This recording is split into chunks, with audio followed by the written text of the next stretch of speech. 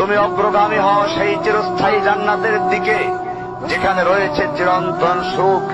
যা মন চাইবে তাই পাবে, যা আদেশ করবে তাই দেওয়া হবে। জেনে রেখো, দুনিয়ার চাওয়া পাওয়ার পূর্ণতার স্থান নয়।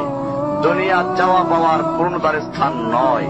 দুনিয়ার চাওয়া পাওয়ার পূর্ণতার স্থান নয়। জান্নাতি হচ্ছে এমন জায়গা যা তোমার সব আকাঙ্ক্ষাকে পূর্ণ করে দেওয়া হবে। চির কিশোর সেবকগণ, চির যৌবনা সঙ্গিনীগণ, ফল মূল, গোশত, দুধের মধুর শরাবের নহর, উত্তম বাসস্থান ও বিছানা, চির আরাম, চির যৌবন, চির সুখ, অসংখ্য নেয়ামতের মাঝে সবচেয়ে বড় নেয়ামত হবে তুমি আল্লাহকে দেখবে।